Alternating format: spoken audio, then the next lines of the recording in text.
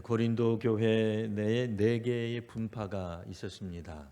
적어도 네 개의 분파가 이름이 나오죠.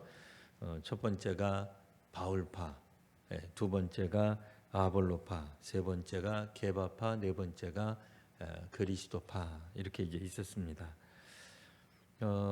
사실 그 교회 안에 여러 파가 혹 이 시대에도 있을 수 있습니다. 뭐 분파 그러니까 좀 이상합니다만 뭐 1여전도에서 4여전도회까지 있을 수 있죠. 뭐 1구역에서 12구역까지도 있을 수 있습니다. 교회 안에 뭐 여러 가지 친근한 그런 그룹들이 있을 수 있습니다. 뭐 이를테면 우리끼리는 교회 학교, 우리 교회 중고등부 출신이다. 뭐 혹은 뭐 세상적으로 말하면 뭐 우리 동네 맘카페 회원이다. 뭐 하다못해 교회 안에서도 있는 그런 뭐 개모임 하시는 분들 친한 사람들 아니면 뭐 어떻게 같이 하겠습니까? 오늘날 현대 교회에서도 우리 교회 교인들이 예를 들어 100명이다. 그럼 100명이 다 동등하게 친하지 않습니다. 그 중에서도 특별히 친한 분들이 서너시 있을 수 있는 거예요. 뭐 한둘이 있을 수 있는 거예요. 100명이 다 친하면 좋겠지만 그렇게 되기는 사실 쉽지 않습니다. 고린도 교회 교인들이 몇 명인지 우리가 몇 명인지 추정하기 어려우나 고린도 교회에 상당한 사람들이 우리 주님을 믿는다라고 했을 때 그들 안에 있는 이런 분파는 어떤 측면에서 보면 오늘날 우리 한국 교회에도 얼마든지 있을 수 있는 그런 그룹이다라고도 볼 수 있을지 모릅니다. 뭐 좋게 표현하면 우리 아시는 바와 같이 고린도 교회는 신앙의 우위를 다투는 이제 이런 교회들이었습니다. 그러니까 긍정적으로 보면 선의의 경쟁을 하는 것 아니냐. 뭐 이를테면 누가 더 전도 많이 하냐, 누가 더 은혜를 많이 끼치냐. 뭐 시설 좋으면 좋잖아요. 규모도 있고 교육도 잘하고 우리 교회는 전도에 특화된 교회다. 이런 식으로 한다 그러면 얼마나 좋습니까? 선의의 경쟁처럼 보이지만 문제는 뭐겠어요? 고린도 교회가 그런 것처럼 고린도 교회는 뭐예요? 선의의 경쟁보다는 문자 그대로 분쟁하는 데 문제가 있었습니다. 교인들끼리 서로 나뉘고 다투는 그룹이었다는데 문제가 있습니다. 오늘날 이 시대에도 만일 누군가가 선의의 경쟁처럼 신앙을 가지고 신앙적으로 우위를 이렇게 하려고 애를 쓴다고 한다면 필연적으로 어쩔 수 없이 다른 교회는 신앙적으로 열등한 그룹이 되고 말 겁니다. 우리 교회가 우리 한국에서 최고의 교회라면 다른 교회는 2등이 될 수도 있고 3등이 될 수도 있고 꼴등이 될 수도 있을 겁니다. 그런 의미에서 고린도 교회가 보여줬던 이런 분쟁의 모습, 교회가 선의의 경쟁처럼 영적으로 누가 더 우월하냐, 신앙적으로 누가 더 우월하냐, 어느 교회가 전도를 더 훨씬 많이 하냐, 우리 교회 시설이나 규모가 뭐 우리 교회는 여전도의 활동이 얼마나 잘 되고 있는지를 이야기하는 것은 결코 바람직하다고 보기는 어려울 것입니다. 이런 측면에서 오늘 사도 바울이 고린도전서 이제 15장인데요. 16장이면 끝이 납니다. 그러니까 거의 결론 부분, 물론 이제 아직 뭐 결론을 낸 것은 아닙니다만 그래도 이제 뒤로 가면 갈수록 교회 내에 있었던 여러 가지 복잡한 문제들을 이야기하게 됩니다. 우리 다 성경 읽어봐서 아시겠지만 처음에는 어떤 측면에서 왜 계파가 나뉘어졌느냐 뭐 그런 이야기로부터 출발을 했다고 한다면 갈수록 점점 고린도 교회가 가지고 있는 그런 특별한 문제들을 다뤘습니다. 뭐 영적으로 은사를 받은 것 귀한 일이고 칭찬할 만한 일이고 뭐 강조할 만한 일이긴 합니다만 심지어는 고린도 교회가 자신들이 받은 영적인 은사 가지고도 나뉘는 자랑하는 이제 그런 문제가 있었다면 오늘은 어떤 문제가 있는지 한번 15장을 통해서 살펴보려고 합니다. 오늘 15장 1절부터 11절까지인데요. 크게 한 세 부분 정도로 우리가 생각해 볼 수 있습니다. 1절에서 2절은 바울이 전한 복음, 특별히 이 복음이 뭐냐? 두 번째는 이제 그 복음의 내용 3절에서 8절까지 내용인데요.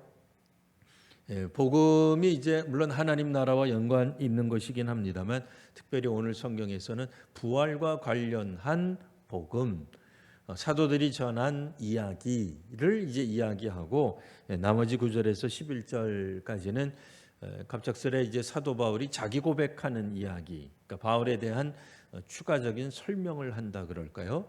뭐 우리가 익히 그 이전에는 잘 드러내거나 혹은 뭐 알았다 하더라도 바울 자신이 자기에 대해서 어떻게 생각하는지 자기 고백적인 이야기가 나옵니다. 1절부터 우리가 한번 살펴보면은요. 형제들아 내가 너희에게 전한 복음을 너희가 알게 하노니 너희에게 알게 하노니 뭐 복음을 몰랐을까요? 고린도 교회 교인들이 이미 알았죠. 여기서 알게 하노니라고 하는 말은 모르는 것을 처음으로 설명한다 이런 뜻이 아니라 이미 알던 것을 되새겨 준다라는 뜻입니다. 여러분들이 이미 복음을 받았습니다. 그 1절 하반절에 이렇게 나오잖아요. 이는 너희가 받은 것이요 또 그 가운데 선 것이라. 사실 여러분들이 복음을 바울이 전해준 복음을 받아서 성도가 되었죠. 신자가 되었습니다. 바울과 바울의 선교팀의 전도를 받아 그들은 바울이 말한 복음의 기초에서 먼저 신자가 된 사람들입니다. 당연히 그 믿음이 그 기초 위에 서 있는 거죠. 그 가운데 서 있습니다.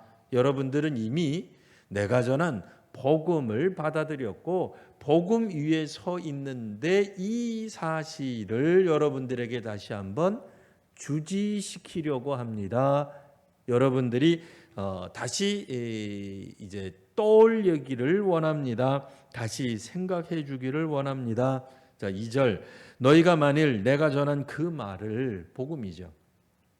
굳게 지키고 헛되이 믿지 아니하였으면 그로 말미암아 구원을 받으리라. 이제 여러분들이 내가 전해 주었던 그 복음, 그 말씀, 그 가르침 위에 서 있으면 당연히 구원을 받을 것입니다. 그러니까 내가 전해 준 복음은 어떻다는 거예요? 옳은 복음입니다. 맞는 복음입니다. 이 복음, 내가 가르친 복음 위에, 내가 가르친 가르침 위에, 성경의 가르침, 예수님에 관한 가르침, 하나님에 관한 가르침 위에 서 있다면 당연히 여러분들 구원을 받을 것입니다. 그러니까 다른 사람 말 들을 필요 있다는 거예요? 없다는 거예요. 안 들어도 됩니다. 다른 이상한 소리 필요 없습니다. 제가 맨 처음에 고린도에 와서 교회 없을 때, 성도들이 없을 때 전해주었던 그 복음만으로도 여러분 충분히 구원받을 수 있습니다. 이 뜻이에요. 그러니까 바울이 자기가 전한 복음에 대한 확신이 있는 어조로 이야기를 합니다. 근데 숨겨져 있는 뜻은 뭐겠어요? 고린도 교회 교인들이 왠지 바울이 가르쳐준 복음에서 벗어나 있는 듯한 그런 인상을 주는 거죠. 뭐 지금은 여러분들이 벗어나 있습니다. 이렇게 뭐 직접적으로 설명한 건 아니에요. 콕 집어서 직설적으로 이야기한 건 아니에요.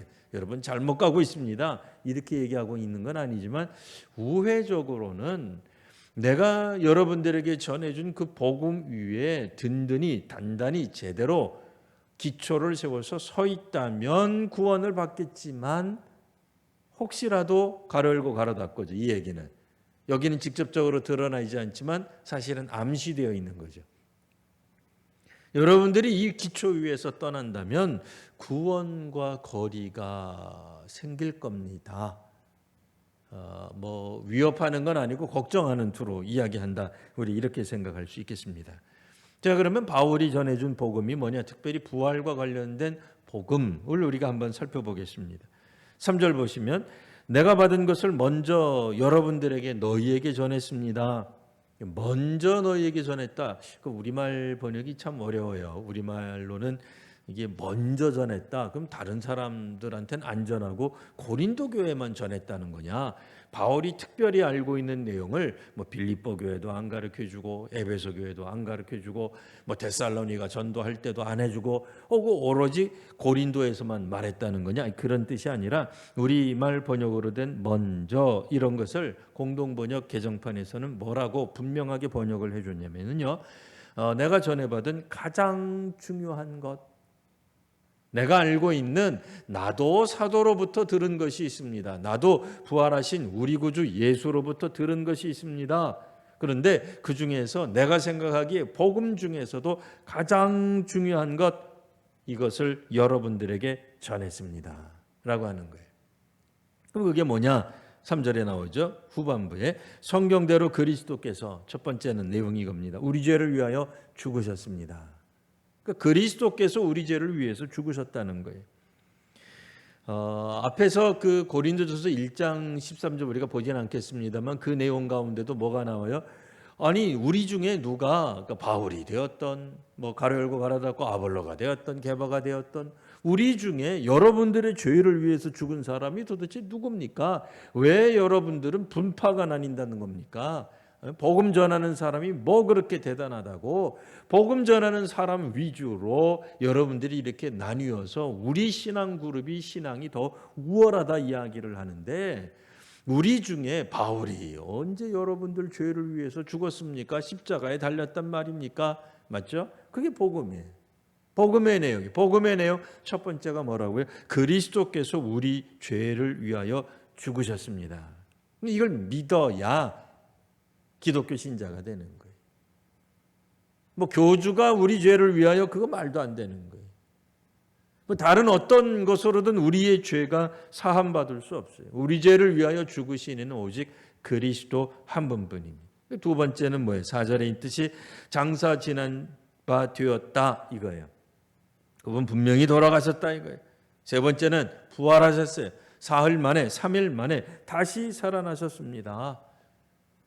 유대인들도 이 부분이 굉장히 거친 표현이었을 거예요. 유대인들, 뭐 오늘 성경을 보통 읽는 사람들은 유대인보다는 이방인들이 훨씬 많았겠지만, 원래 그 기독교 복음이 우리가 생각하고 우리가 알고 있는 그 탄생되었다고 하는 유대인들 가운데서도 예수님이 나무에 달려 십자가에 달려 죽으셨다. 이거는 유대인들의 입장에서 보면 저주받은 거예요. 왜냐하면 하나님께 저주받은 자는 나무에 달려 죽는다 그랬거든요. 그런 생각하면 예수님이 죽었다는 게 그거 어떻게 그리스도가 되겠느냐. 이방인들, 헬라인들, 로마 사람들이 들을 때도 아니 무슨 신이 그렇게 무력하게 죽어. 아니 뭐 사람들이 말했던 것처럼 뭐 예수께서 십자가에 달려 있었을 때 지나가던 사람들이 네가 그리스도면 내려와서 우리를 구원하라 그랬다며. 아이 좀 능력 좀 보여주지. 강력한 능력, 가장 강한 힘, 강한 신의 위용을 보여줬더라면 이거 유대인들 다 믿었을 텐데. 그리고 예수께서, 그 죽었다는 예수께서 로마까지 온다면 얼마나 좋아요? 우리 고린도에 오면 얼마나 좋겠어요? 우리 그런 생각하잖아요. 가장 강력한 신의 모습을 보여줬더라면, 그러니 유대인들이 생각하던, 뭐 헬라인들이 생각하던 예수님이 죽었다, 사흘 만에 부활하셨다, 이게 참 쉬운 얘기가 아닙니다. 그 다음에 이제 5절 보시면 게바에게 보이셨다. 여러 사람들에게 보이신 거예요. 예수님이 부활하셔서 그냥 그대로 계신 게 아니라 부활하셔서 게바에게, 12제자에게, 또 500여 형제에게 보여주셨습니다. 500여 형제 중에는 대다수가 살아있다 이런 표현이 있죠. 이게 무슨 얘기겠어요? 대다수가 살아있으니 내 말이 진짜인지 가짜인지 여러분들 확인해 볼 수 있습니다. 뭐 그런 뜻이에요. 뭐 오늘날과 같이 동영상을 찍을 수 있었겠어요? 뭘 어쩌겠어요? 수많은 증인들이 아직도 멀쩡히 살아 있습니다. 그러니까 여러분 필요하다 그러면 예루살렘에 가든지 혹은 흩어져 있어서 뭐 이미 그때는 흩어졌으니까요. 수소문하다가 보면 이 500의 형제들 우리가 찾아볼 수 있고, 물론 그들 중에는 잠자는 자, 죽은 자도 있지만 대다수는 살아 있습니다. 뭐 400명만 해도 뭐 얼마나 많은 거예요. 그 다음에 야고보에게도 나타나고, 그 다음 구절 맨 마지막에 맨 나중에는 만삭 되지도 못한 여서 태어난 사람 같은 내게도 보이셨습니다. 이런 표현을 하는 거예요. 이 사도 바울이 왜 하필이면 맨 나중에 내게도 보이셨습니다 이러면 되잖아요. 근데 굳이 중간에 이런 표현을 해요.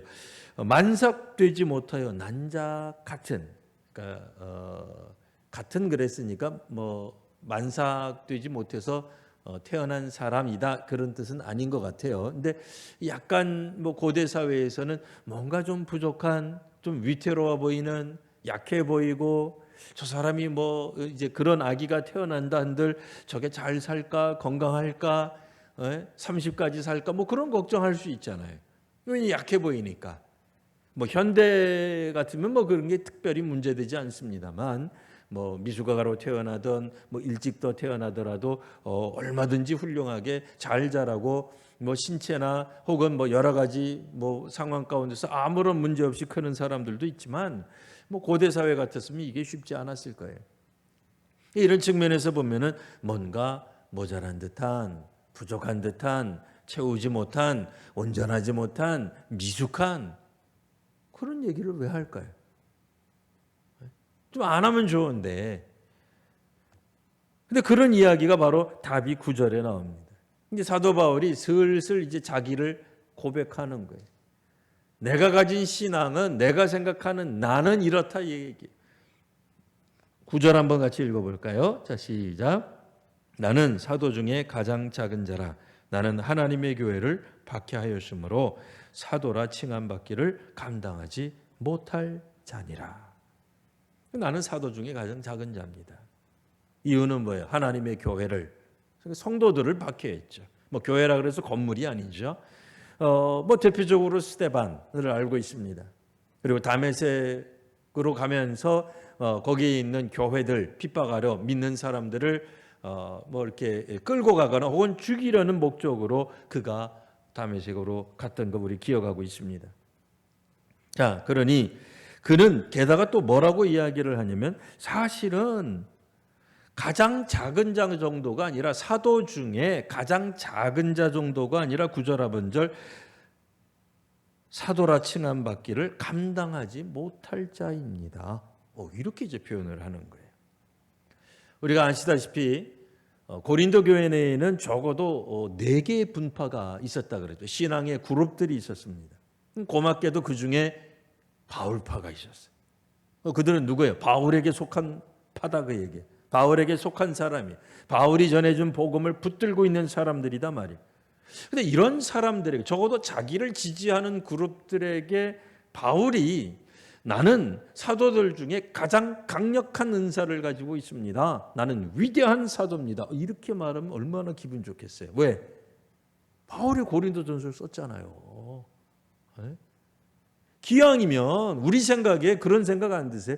야, 그래도 내가 4개 분파 중에 바울에게 내가 속해 있는데 바울파라고 하는데 바울이 봐라 고린도전서에서 물론 이제 고린도전서라는 표현은 안 했겠습니다만 고린도 우리 교회 무슨 여러분들 그 편지 봤죠? 아무개 장로님, 아무개 권사님 바울이 보내준 편지 우리 다 돌려봤잖아요. 바울이 뭐라 그랬어요? 사도 중에 가장 큰 자라 그랬죠? 이제 끝났어요. 아볼로파, 게바파 조용히 하시오. 그리스도파라고 주장하는 여러분들 신앙 그 별거 아니야. 허접한 거야. 우리 바울이 진짜라니까. 왜? 바울 서신이 그렇게 얘기했으니까 그러면 좋을 텐데 뭐라고 얘기해요? 나는 사도 중에 가장 작은 자라. 이 기가 막힐 노릇이죠. 적어도 4분파 중에 그러니까 바울파들은 바울이 가장 큰 사도이기를 바랬을 겁니다. 뭐 혹은 아볼로파는 아볼로가 가장 큰 위대한 선교사요 목회자이길 원했을 겁니다. 베드로도 마찬가지. 혹은 나는 이꼴 저꼴 다 보기 싫다. 나는 아싸리 그냥 영적인 그리스도파다. 그렇게 말하는 사람들도 있잖아요. 그리스도에게 직접 가르침도 못 받으면서. 뭐가 됐든지 간에 자신이 지지하는 그 신앙의 지도자가 큰 사도이기를 원한다 그 얘기예요. 뭐 그거 사실 뭐 우리도 그럴 것 같아요. 뭐 일반적인 마음이라고 생각합니다. 좀 예가 그렇긴 합니다만 뭐 무속을 따르는 사람들, 무속을 신봉하는 사람들은 작은 무당보다는 소위 말하는 큰 무당이 하는 굿을 훨씬 더 선호해요. 뭐 돈은 많이 들어갈지 어떨지 몰라도 작은 무당 그거 안 된다 그 얘기. 큰 무당이 좋다 이거예요. 뭐 세속적으로 말하면 또 이렇게 뭐 샤머니즘 믿으시는 무속 종교를 따르는 분들은 기왕이면 귀신이 직접 임한 사람이 부적을 써줘야지 그게 효력이 있잖아요. 뭐 배워서 쓰는 것보다. 근데 어떤 귀신이 내려야 돼? 큰 귀신이 내린 사람이 써주는 어떤 무속적 처방, 이런 거를 더 선호해요. 네? 기왕이면 뭐 신내림이 제대로 있고 뭐 아기보다도 뭐 아주 뭐 큰 신이 내린 거를 훨씬 더 일반적으로 그런 마음이 왜 없겠어요? 고린도 교회 성도들도 마찬가지였을 것으로 보여집니다. 성경에 그게 직접적으로 드러나 있지 않으나 그러나 간접적으로 우리가 얼마든지 보고 있잖아요.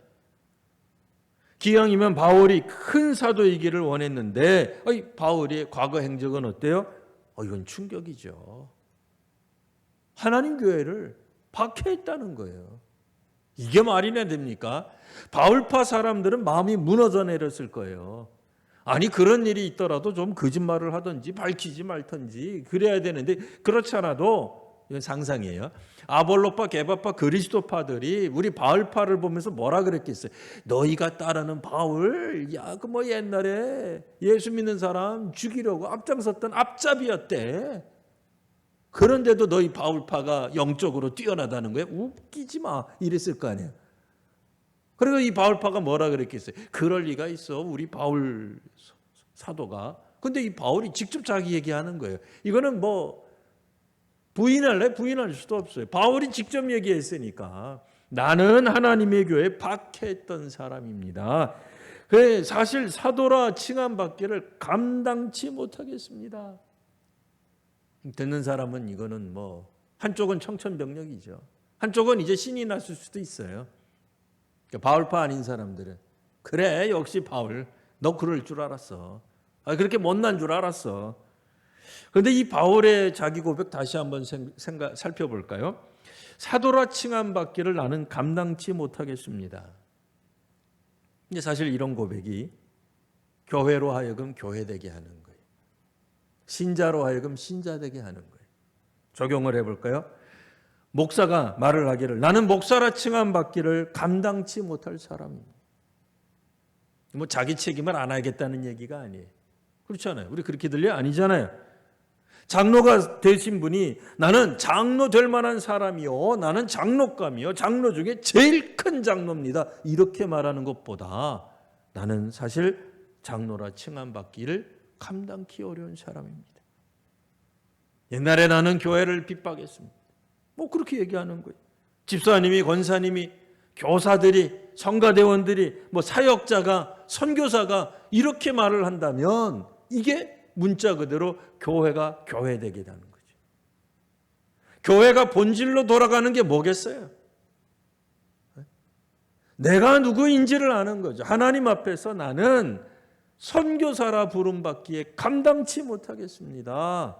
나는 목회자로, 나는 장로로, 권사로 감당치 못하겠습니다라고 고백하는 사람이 오히려 맞는 거 아니에요?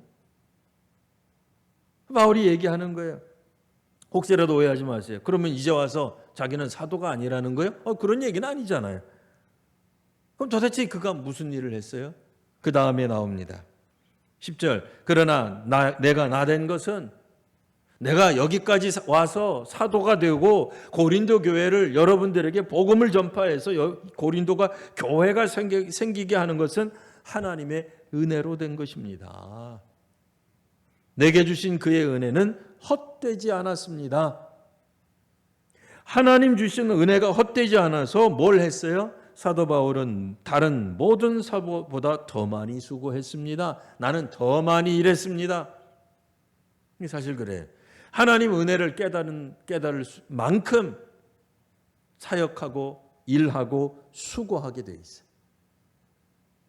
하나님 지금 우리가 병원에 있을 때 뭘 간증한다고 나 이번에 한 번만 살려주시면 하나님 내 목숨 다 내겠습니다. 교회 가서 충성하겠습니다. 직장에서 열심히 전도하겠습니다. 그렇게 하잖아요. 근데 정말 하나님 우리 살려주시면 뭐해요? 정말 진짜로 전도하잖아요. 성경 읽잖아요. 기도하잖아요. 내가 과거에 어떻게 살았는지를 알면 알수록 거기에서 빠져나오게 하시니까 하나님의 은혜라고 하는 것을 알면 알수록 사람들은 더 일하게 돼 있어요. 물론 그렇다고 해서 이 표현이 베드로는 허접하다, 베드로는 열심히 안 했다, 그런 뜻은 아니에요.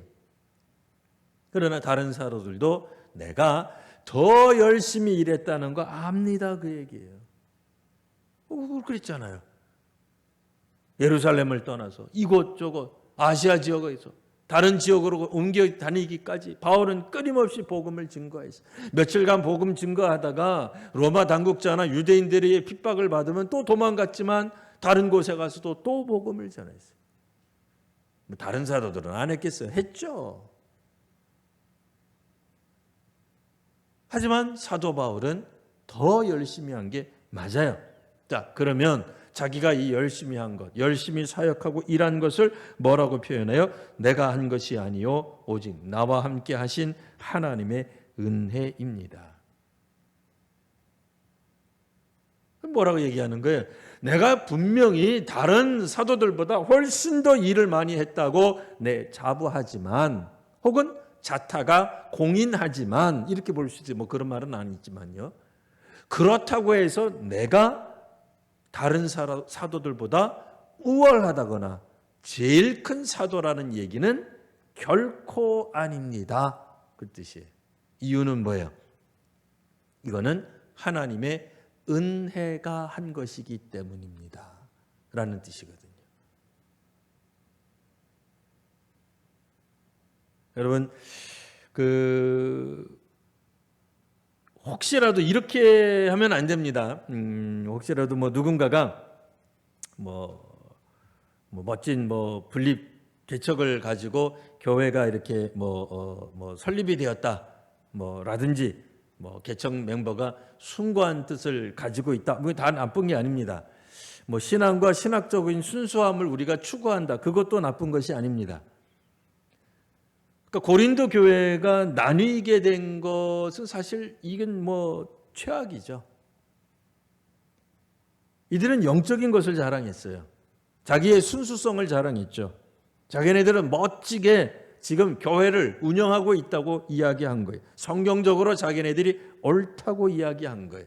다른 교회가 이루지 못하는, 다른 교회가 감히 꿈꾸지도 못하는 어떤 비전을 자신들은 성취하고 그것을 수행해내고 있다고 말하는 거예요. 자기가 하고 있는, 교회가 하고 있는 업적과 공로를 자랑하는 것. 그리고 스스로 정말로 자기들이, 자기 교회가, 자기 창립 멤버든 자기의 선교팀이든 사역팀이 해내고 있다고 생각하는 거, 오늘 성경에 보시면 뭐가 좀 달라 보이지 않습니까? 우리는 종종 큰 사도이기를, 큰 교회이기를 원합니다. 그럼 오늘 성경에서 뭐라 그래요? 사도 바울이 나는 사도 중에 가장 작은 자입니다. 고린도 교회 여러분들 4개 파로, 적어도 4개 파로 분열이 되어 있는데 나를 따르는 여러분들에게 정말 미안한 얘기지만 나는 사도 중에 가장 작은 자입니다. 그러나 여러분들은 어찌됐든 내가 전해준 그 복음에 기초한 사람들 아닙니까? 마지막 11절 우리 그러므로 나나 그들이나 나든 다른 사도든 그들은 다른 사도예요. 때로는 아볼로일 수 있죠. 게바일 수 있습니다. 여러분들이 알고 있는 모든 다른 사도들도 이같이 전파했습니다. 뭐라고요? 그리스도가 우리의 죄를 위해 죽으셨고 부활하셨고 여러 사람들을 만났습니다. 여러분들도 이같이 믿었던 것 아닙니까? 라는 얘기예요.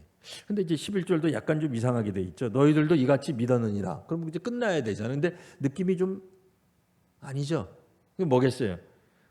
여러분들도 처음에는 이렇게 믿었는데 사실은 무엇을 담고 있어요? 왜 여러분들은 이 부활에 대해서 다르게 생각합니까?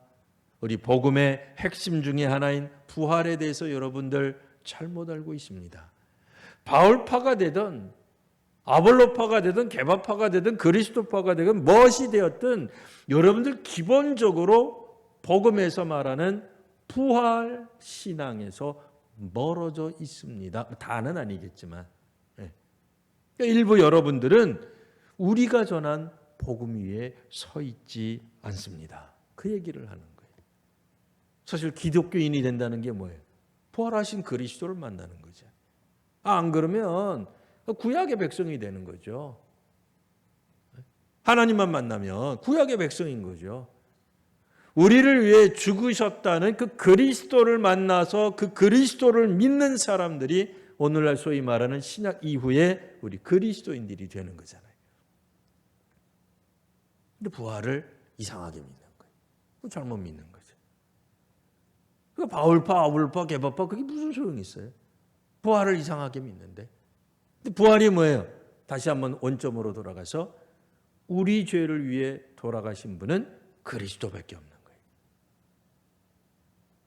그러니 오늘날 우리들이 신앙적인 위대한 업적을 세웠다면 내가 가르친 아이들이 나중에 이 세상에서 성공하고 사장도 박사도 선교사도 수없이 나왔다고 한다면 우리 교회가 그와 같이 수많은 믿음의 선진들을 배출한 것이 있다면 그 시대에 목회했던 어떤 목사님이 잘해서 장로님이 잘해서가 아니라 하나님의 은혜가 하게 한 거죠. 사실 우리가 처음서부터 예수 믿고 그런 사람 아무도 없잖아요. 우리도 130여 년 전에 이 땅 조선 땅에 기독교 복음이 들어올 때에 처음서부터 그리스도를 믿었던 사람들이 어디 있어요? 아무도 없죠. 사도 바울과 같이 우상을 섬겼어요. 다른 측면에서 보면 바울이 그랬다는 게 아니라 다른 신 믿었죠. 다르게 믿었죠. 하나님을 아는 것 같아도 이상하게 믿었단 말이에요. 그랬던 우리가 이제 사도가 되기도 하고 복음 증거자가 되기도 하고 또 선교사가 되기도 하였다라는 말입니다. 오늘 우리가 다시 한번 생각해 보는 것. 사도라 칭함받기를 감당치 못할 자니라. 나는 사도 중에 가장 작은 자입니다. 여러분 혹시 우리 교회가 우리 동네에서 가장 작은 교회라도 다니실 용의가 있으십니까? 만일 우리가 그러면 안 되지만 북한처럼 중국처럼 신앙의 박해를 받아서 옛날 일제치하처럼 공산주의 치하에 있으면서 교회가 이렇게 오픈되어서 열려서 예배를 드리면 다 잡아가요. 문자 그대로 가정 예배를 드릴 수밖에 없어요. 그럼 정말 이 동네에서 제일 작은 교회 되는 거죠. 신사참배해야 교회가 커질 거 아니에요. 네? 로마 시대로 말하면 로마 우상숭배 해야 될 거 아니에요. 근데 그렇게 안 하고 복음 위에 서 있기 때문에 오히려 작아져도 다른 교회보다 규모를 자랑하지 않아도 교육에 특화되어 있지 않아도 선교에 특화되어 있지 않아도 우리가 주님을 믿고 따를 수 있겠는가 하는 겁니다. 누구든 그 그룹 안에서 가장 위대한 사람, 큰 사람이 되기를 원할 겁니다. 그게 나쁜 건 아니라 그랬잖아요. 일반적인 마음이에요. 그러나 그 마음이 자칫 잘못 적용되면 나보다 못한 사람들, 신앙적으로 허접한 사람들, 열악한 사람들, 무지한 사람들, 이것도 못 깨닫고 이렇게 되는 거예요. 어느 순간 자신이 가지고 있는 자기 공동체가 가지고 있는 신앙의 위대한 유산을 자랑함으로써 그 자기가 되었던 남이 되었던 여전도회가 되었던 새신자 양육반이 되었던 성경 공부가 되었던 자랑하게 됨으로써 우리는 필연적으로 다른 교회들을 무시하게 될 수 있습니다. 그건 하나님의 복음이 우리를 이끄는 게 아니잖아요. 하나님의 은혜가 오늘 우리 가운데 있어야 됩니다. 그러면 우리는 나는 목사지만 장로지만 권사지만 권사라 칭함받기를 부족한 사람입니다. 감당치 못할 사람입니다. 우리는 교회지만 사실 교회다운 교회는 아닙니다. 감당치 못합니다. 하나님의 은혜가 있어서 지금까지라도 혹 뭘 한 게 있다면 하나님 은혜로 된 것입니다 라고 말할 수 있는 그런 복음적인 고린도전서 오늘 15장에 나와 있는 바울의 자기 고백에 기초한 우리 신앙하는 믿음의 사람들 되시기를 바랍니다. 기도하겠습니다. 거룩하신 주님, 오늘도 우리가 다시 한번 하나님의 말씀 고린도전서 15장을 읽었습니다. 묵상하였습니다. 또 우리가 함께 이 말씀을 읽으며 주께서 주시는 말씀에 대해 또한 생각해 보았습니다. 아버지 하나님, 오늘 저희로 하여금 참으로 성경에 나타난 이 복음의 말씀에 따른 그런 신앙관을 갖게 하여 주시옵소서. 혹여 저희로 하여금 교만한 마음에서 온전히 벗어나게 하시고 자유로워질 수 있도록 은혜를 더하여 주옵소서. 거룩하신 우리 구주 예수님 이름으로 기도드리옵나이다. 아멘.